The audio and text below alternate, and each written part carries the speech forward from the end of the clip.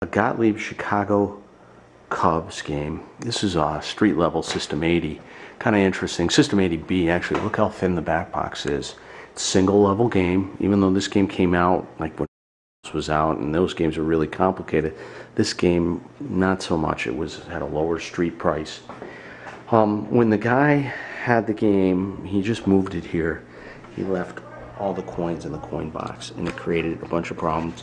It got on a bunch of stuff and shorted stuff. For instance, when I got here, there was under the fuse panel here, the solenoid fuse was blown, which is F4, but there was a quarter shorted against the plus 5 volt fuse and the voltage fuse for the soundboard right here, and both those fuses were blown.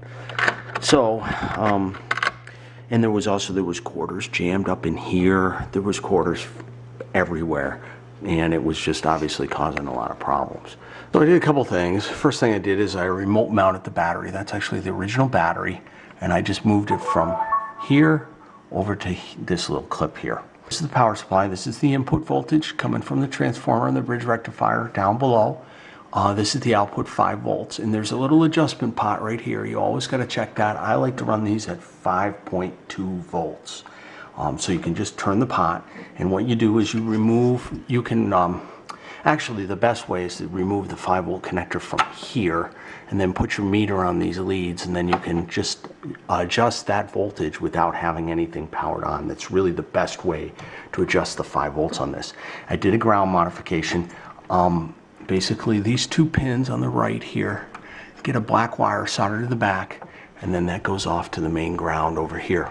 Likewise, the negative side of this capacitor on the MPU board gets its own wire, and on the driver board right here gets its own negative wire. They all go off to the ground plane there. You can see that this is the main ground. System 80Bs have a good solid ground running up to the metal, but they don't have it up here. Because of the problem with the quarter shorting out the voltage going to the soundboard, what would happen is you put a new soundboard fuse in. This is soundboard, by the way, and it would immediately blow that fuse. And the reason is there's 4 rectifying diodes right here, and you can see the 2 on the right, the 2 black ones, were actually blown, and that happened from that quarter short. This is basically a miniature bridge rectifier, so the AC voltage comes in. This does not use a lot of power, and it's rectified to AC and then goes through some filter caps to make it a strong, flat DC signal. Once all those things were done, all the ground modifications and the soundboard fixed, I could actually power the game on. Now the game did have some problems. It lifted the playfield, and the pop bumpers were not all working.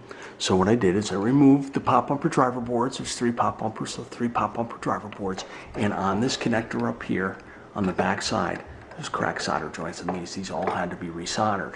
Okay, so then what you can do is you can turn the game on, which I will do right now, and you can manually activate the pop bumpers. I mean, you can do it here. It's not going to do anything, but this here is the game over relay. If I hold this in, I can test the pop bumpers manually. Let go of the game over relay, and they don't work. Hold it in. Pop bumpers in the flippers work. So I had one pop bumper, the center one, that when I did this, when I pressed the activation, I could hear it try and pull in but not actually pull in. Well, it turns out that the coil for it was burned, as you can see.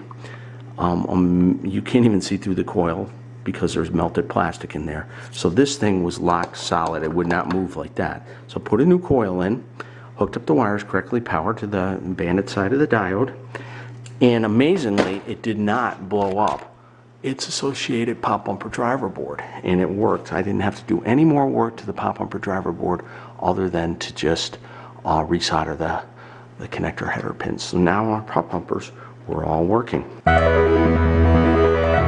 can do a little test. Shoots the ball to the shooter lane.